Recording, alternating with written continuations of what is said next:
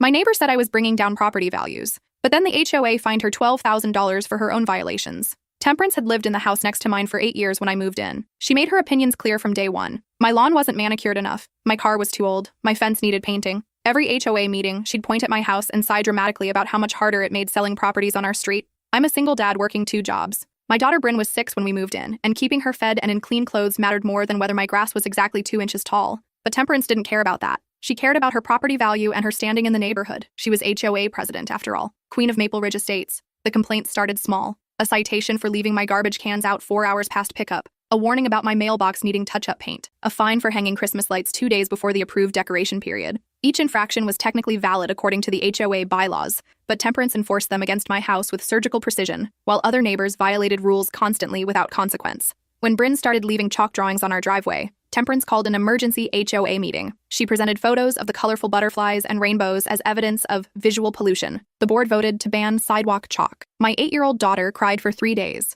That's when I started paying attention. I began documenting everything: photos, timestamps, measurements. I walked the neighborhood with a notebook, recording what I saw. It took 6 months to build my case, but what I found was remarkable. Temperance's immaculate property, the one she constantly referenced when criticizing mine, violated 47 different HOA bylaws. Her shed was 3 inches too tall. Her fence extended 6 inches onto HOA common property. She'd installed a satellite dish without approval. Her landscaping included prohibited plant species. She'd repainted her house trim a shade not on the approved color palette. She was running a home business without proper permits, hosting yoga classes in her garage 5 times a week. Her surveillance cameras pointed at the street, violating privacy regulations. And perhaps most damning, she'd built a decorative pond that exceeded size restrictions by 14 square feet. I compiled everything into a folder with photographs, measurements, and direct citations from the HOA bylaws. Then I attended the monthly meeting. Temperance began by proposing new fines for neglectful homeowners. She glanced at me significantly. Before she could continue, I raised my hand and requested the floor for a compliance report. I've noticed some concerning violations, I said, opening my folder.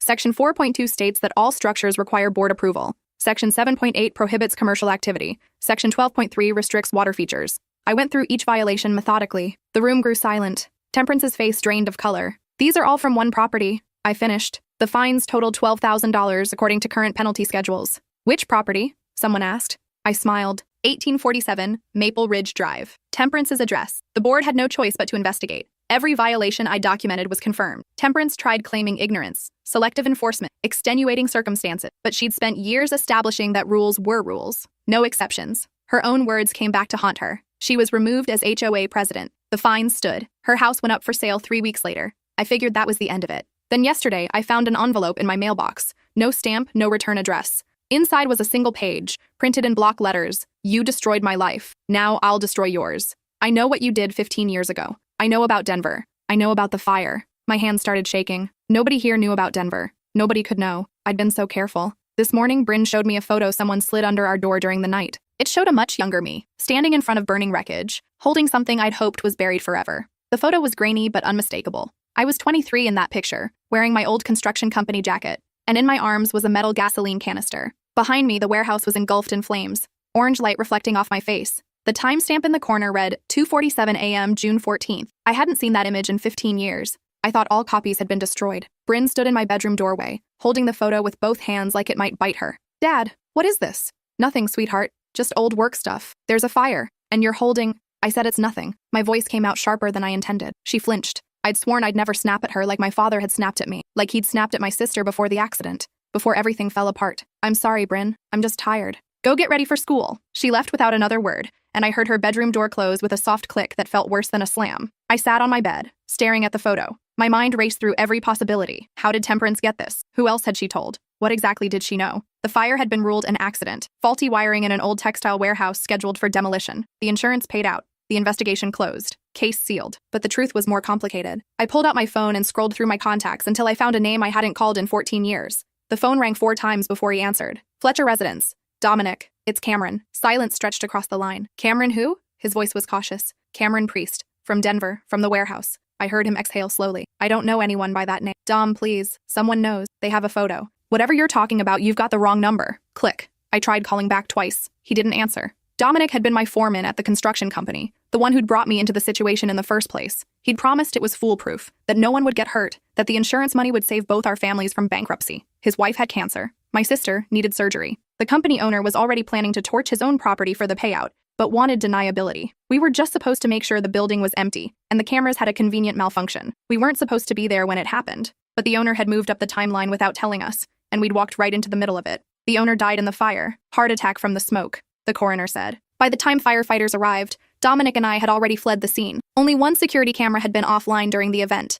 the one we'd disabled. Another camera across the street, one we hadn't known about, had captured everything. A police detective named Garrison had found us 3 days later. He'd shown us the footage, watched our faces drain of color, then made us an offer. The owner's family was fighting over the insurance payout. If we testified that we'd seen the owner smoking near flammable materials earlier that week, if we supported the accidental fire narrative, Garrison would make the security footage disappear. The man's dead, Garrison had said. His family gets their money. Nobody has to know what really happened. You two walk away clean. We'd taken the deal. We'd lied under oath. The case closed as an accident. Garrison retired 6 months later with a significant increase in his pension fund. I'd always suspected the owner's family had paid him off to ensure the ruling. I'd moved away from Denver within the year, changed jobs, started over. I'd tried to bury it. I'd convinced myself I had, but the past doesn't stay buried. It just waits. I drove Bryn to school in silence. She stared out the window, her backpack clutched in her lap. When I pulled up to the curb, she grabbed the door handle but didn't open it. Dad? Yeah? Are we in trouble? The question hit me like a punch. No, baby, we're fine, I promise. She nodded, but I could see she didn't believe me. She'd learned to read my tells after her mother left us.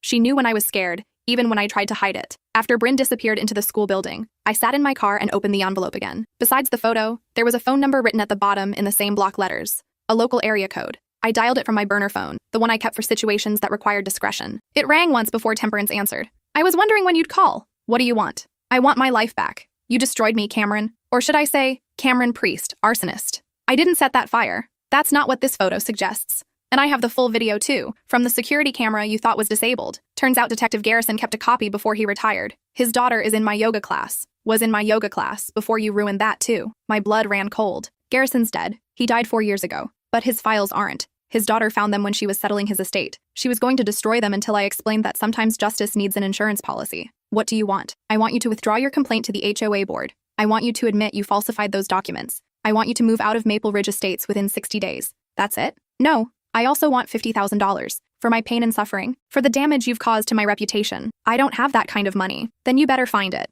Or this photo goes to the police, the local news, and your employer. I wonder how your construction firm will feel about hiring an arsonist. I wonder how a family court will feel about Bryn living with a felon. The line went dead. I sat there, gripping the steering wheel, trying to breathe. Everything I'd built for the past 15 years was disintegrating. My hands were shaking so badly I couldn't hold the phone steady. But beneath the fear, something else started to build. Something cold and calculated. Temperance had made a mistake. She'd assumed I was still the desperate 23-year-old who'd taken Garrison's deal. She didn't know what I'd learned in the years since. She didn't know how far I'd go to protect my daughter. I'd spent 6 months documenting every violation on her property. I could spend another 6 months documenting every detail of her blackmail scheme, but I didn't have 6 months. I had maybe 6 days before she lost patience and pulled the trigger. I needed help, real help. I drove to the office of Vivian Torres, the attorney who'd handled my custody case when Bryn's mother had abandoned us. Vivian was one of those lawyers who'd started in criminal defense before switching to family law. She knew how to play dirty when necessary. Her receptionist tried to tell me she was booked solid, but I told her it was an emergency. 20 minutes later, I was sitting across from Vivian in her office, the photo spread out on her desk. She studied it without touching it, her expression neutral. Tell me everything. So I did. The warehouse, the fire, Garrison's deal, the testimony, the sealed case, Temperance's blackmail. When I finished, Vivian leaned back in her chair and steepled her fingers. First question, did you set that fire? No. Did you know it was going to happen? Not that night. We thought it was scheduled for 2 weeks later. But you knew it was going to happen eventually. I nodded. So you were complicit in insurance fraud and conspiracy to commit arson, even if you didn't light the match. The statute of limitations is 15 years in Colorado for insurance fraud. You're right at the edge. But more importantly, you perjured yourself in the investigation. There's no statute of limitations on that if it's connected to a death, and someone did die in that fire. My stomach dropped. What do I do? Honestly, you're in a corner. If this goes public, you're looking at criminal charges, civil liability, and losing custody of Bryn. Your ex-wife would have grounds to file for full custody, even though she hasn't seen Bryn in 4 years. So I pay Temperance. That's one option. But blackmail doesn't end with one payment. She'll bleed you dry. What's the other option? Vivian smiled, but it wasn't warm. We flipped the script. Blackmail is a felony. If we can document her demands, record her threats, we can go to the police. She goes to prison, and her evidence becomes inadmissible as fruit of the poisonous tree. But then the police see the photo. They reopen the investigation. Maybe, or maybe we convince them that the photo is out of context, that you were a first responder at the scene, not an arsonist, that Temperance manufactured evidence to frame you because of your HOA dispute. Will that work? It might, if we're careful, if we're smart. She paused. But there's risk. If this goes wrong, you lose everything. I thought about Bryn, about her smile when she'd drawn those chalk butterflies, about how she'd cried when the HOA banned them, about how she'd looked at me this morning with fear in her eyes. What do I need to do? Vivian pulled out a recording device no bigger than a pen cap. Start gathering evidence. Get her to explicitly state her demands. Record every interaction. Build a case. Then we go to the DA with both stories. Her blackmail and your cooperation in coming forward about Denver. What if the DA decides to prosecute me anyway? Then at least you tried to do the right thing. That counts for something. It counted for very little, I thought. But it was better than nothing. I left Vivian's office with the recording device hidden in my shirt pocket and a script memorized for my next conversation with Temperance. The plan was simple. Get her to repeat her demands on tape. Make her feel confident. Let her get sloppy. But when I got home, I found something that changed everything. Bryn was sitting on the front porch, home early from school. Her face was tear-stained and her hands were clenched in her lap. What happened? Why aren't you at school? Mrs. Patterson called me to the office. She said someone sent an email to the school board. About you. About a fire. My vision blurred at the edges. What did the email say? That you were under investigation for arson. That I wasn't safe living with you. Mrs. Patterson said she had to call child services. They're coming to the house tomorrow to talk to both of us. I sat down beside her, my legs suddenly unable to hold my weight. Temperance wasn't waiting. She was escalating. Dad, did you burn something down? I looked at my daughter, at her red-rimmed eyes and trembling chin, at the trust that was starting to crack in her gaze. I could lie. I could tell her it was all a misunderstanding. I could protect her from the truth a little longer. But I was tired of lying. I was tired of running from what happened in Denver. It's complicated, sweetheart. But I need you to know something. Everything I've ever done, every choice I've made since you were born, has been to keep you safe and happy. And I'm not going to stop now. Are we going to be okay?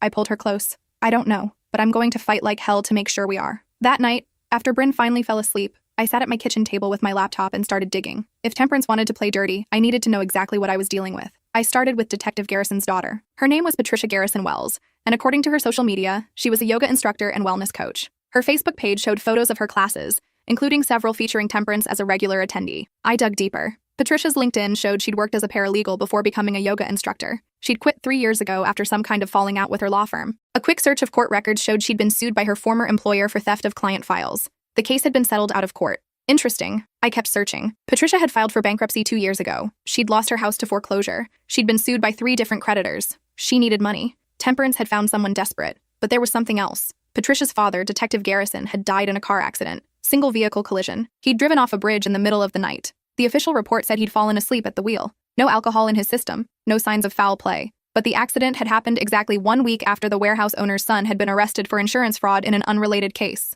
The son had been trying to follow in his father's footsteps, apparently. Torch a building, collect the insurance, rinse and repeat. Had someone thought Garrison knew too much? Had someone wanted to tie up loose ends? I was probably being paranoid. But 15 years of looking over my shoulder had taught me that paranoia sometimes kept you alive. I started writing down everything I knew. The timeline of events in Denver, the names of everyone involved, the details of Garrison's death, Patricia's financial troubles, Temperance's vendetta. Somewhere in this mess was a thread I could pull. I just had to find it. At 2:00 a.m., my phone buzzed. Unknown number. The text message was simple. TikTok Cameron, child services visit in 12 hours. Last chance to make this go away. Wire transfer instructions attached. I forwarded the message to Vivian immediately, then replied to Temperance, I need proof you'll delete everything if I pay. Her response came within seconds. You're not in a position to negotiate. Pay or lose your daughter. I took a screenshot, then another. Documentation was everything now. But even as I gathered evidence, I knew the truth. I was racing against a clock I couldn't stop. Child services would come tomorrow. They'd investigate. They'd find the photo, the accusation, the email to the school board.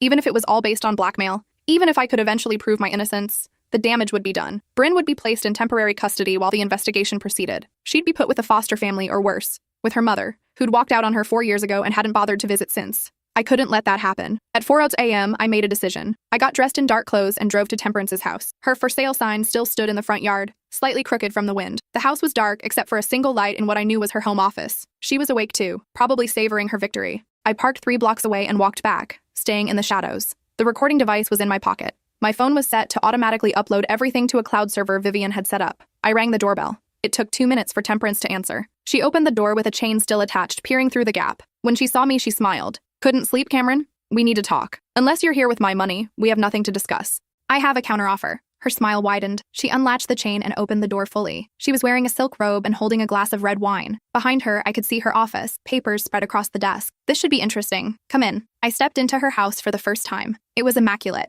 as expected. Everything in its place, everything controlled. She led me to her office and gestured to a chair. I sat. She remained standing, a power move. So what's this counteroffer? I can't get you $50,000, but I can get you something better. I'm listening. I can get you your reputation back. I can go to the HOA board and tell them I made a mistake, that I measured wrong, that you never violated any bylaws. We both know that's a lie. So is your blackmail. But lies work if enough people believe them. She took a sip of her wine, considering. What do you want in return? You destroy the photo. You delete the video. You tell child services you made a mistake. You leave me and my daughter alone. And why would I do that when I currently hold all the cards? Because I found something interesting about Patricia Garrison Wells. Her expression didn't change, but her grip on the wine glass tightened slightly. Patricia's father died in a car accident 4 years ago, but before he died, he made a substantial deposit into Patricia's bank account, $75,000. The source of the funds was listed as consulting fees. Interesting amount, don't you think? Right around the same time the warehouse owner's son was being investigated. I have no idea what you're talking about. Detective Garrison was blackmailing the owner's son. He had evidence that the son knew about his father's insurance fraud scheme. He was bleeding him dry, just like you're trying to bleed me. But the son got tired of paying, and Garrison ended up dead. Temperance's face paled. You're making this up.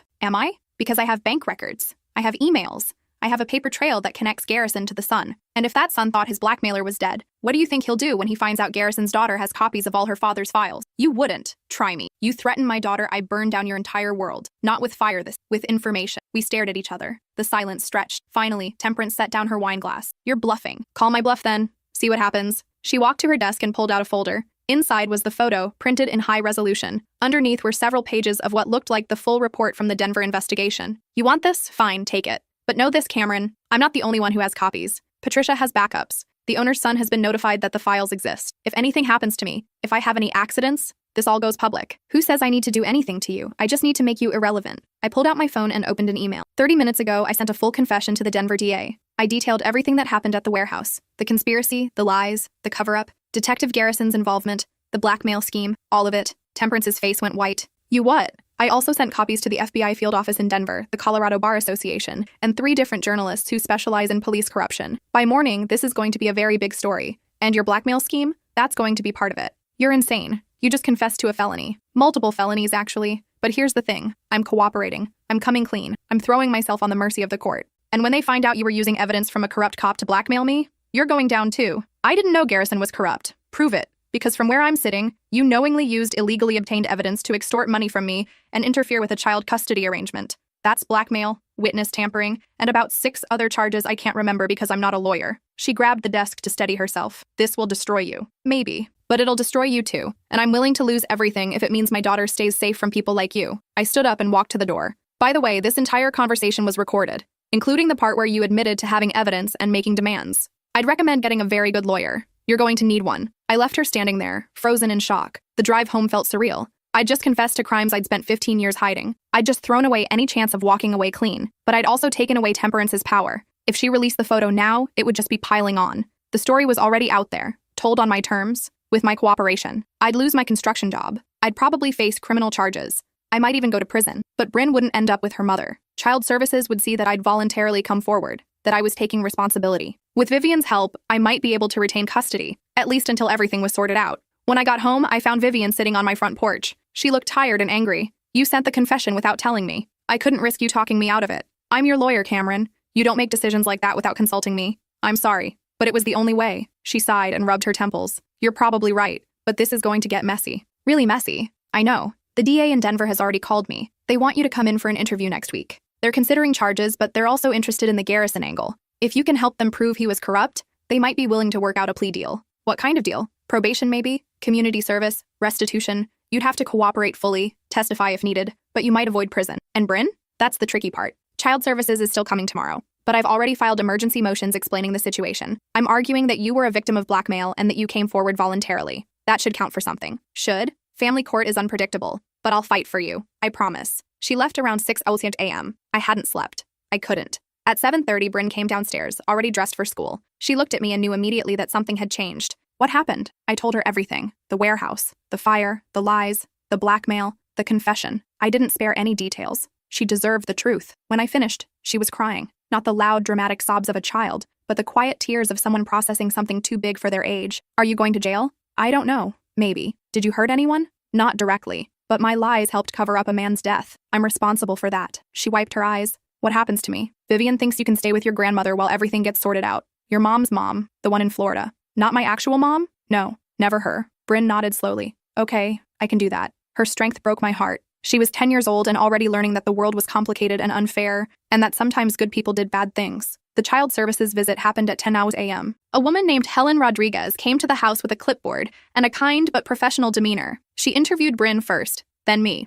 I told her everything I'd told the DA. I showed her the threatening messages from Temperance. I explained that I'd come forward voluntarily to protect my daughter from a blackmail scheme. Helen listened without interrupting. When I finished, she closed her notebook. Mr. Priest, I appreciate your honesty, but you understand I have to recommend temporary placement while this investigation proceeds. I understand. Your daughter's grandmother has already been contacted and has agreed to take custody. Bryn will fly to Florida this weekend. Bryn, sitting on the couch behind me, made a small sound. I turned and saw her face crumple. How long? I asked. That depends on the criminal proceedings. If you're not charged or if you reach a favorable plea deal, she can come home relatively quickly. If you're charged and it goes to trial, she trailed off. I understand. The next few days blurred together. News outlets picked up the story of the Denver warehouse fire reopening. Detective Garrison's name was dragged through the mud. Patricia Garrison Wells was arrested for blackmail and possession of stolen evidence. Temperance was arrested too. The recordings I'd made were enough to charge her with extortion and witness tampering. She hired an expensive lawyer and posted bail immediately. The HOA board held an emergency meeting and removed all penalties against my property. They also offered a public apology.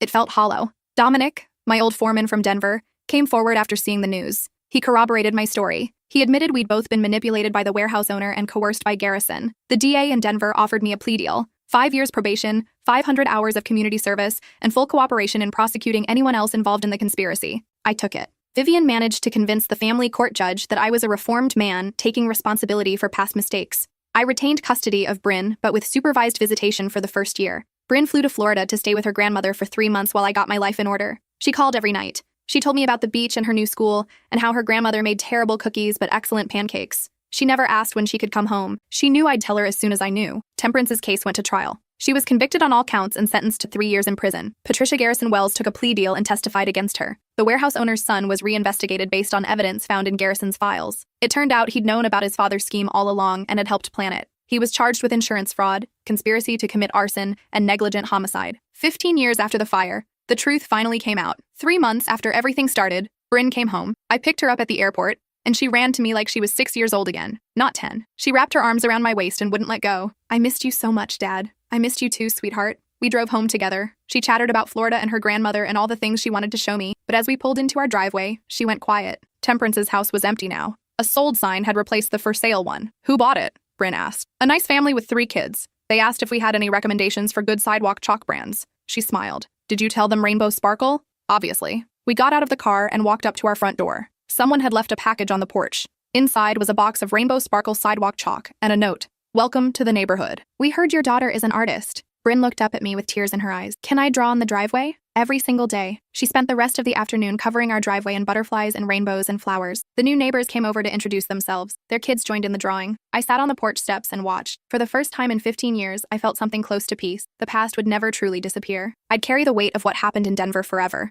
but I'd stopped running from it. I'd faced it head on, consequences and all, and somehow we'd survived. That night, after Bryn was asleep, I got an email from Dominic. Saw you on the news. Proud of you for coming forward. I did the same. They offered me a deal too. Probation and community service. My wife says I'm sleeping better now, not looking over my shoulder anymore. Guess we both needed to stop running. Take care of yourself, brother, and take care of that little girl of yours. I wrote back, we're going to be okay. Both of us. 6 months later, I'd completed 300 hours of community service. I'd lost my construction job but found work as a consultant for a company that investigated insurance fraud. Ironic, considering. I'd become the guy who helped catch people doing what I'd once done. The supervised visitation ended. The judge said I'd demonstrated genuine rehabilitation and that Bryn was thriving in my care. Temperance was released from prison after serving 18 months. She moved to another state. I never heard from her again. Patricia Garrison Wells served 6 months and was released on parole. She sent me a letter apologizing for her role in the blackmail scheme. She explained that she'd been desperate for money and had made terrible choices. I understood that better than anyone. The warehouse owner's son went to prison for 15 years. Justice. Delayed, but delivered.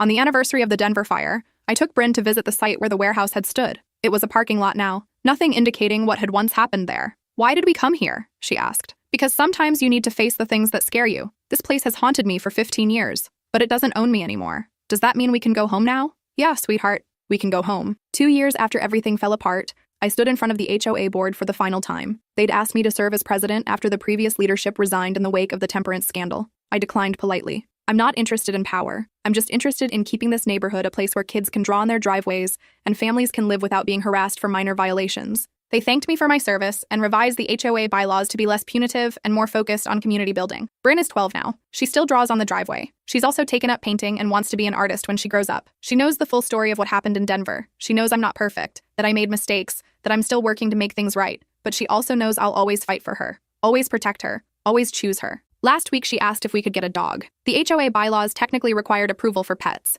but I figured after everything, they owed us one. We adopted a golden retriever puppy. Bryn named her Butterfly. This morning, I found a drawing she'd left on the kitchen table. It showed two stick figures, one tall, one small, standing in front of a house with a dog. Above them, she'd written in her careful handwriting, "My dad and me, we're home." I taped it to the refrigerator where I'd see it every day. The past doesn't disappear. The mistakes don't vanish. The guilt doesn't fade completely. But you can choose to stop running. You can choose to face it, own it, and try to do better. And sometimes, if you're lucky, you get a second chance to prove you deserve it. I look at that drawing every morning, and every morning I promise myself I'll keep fighting to be the dad that little stick figure deserves. That's all any of us can do, really. Keep fighting, keep trying, keep choosing to be better than we were yesterday. The warehouse burned down 15 years ago, but we didn't burn with it. We survived, and that's enough.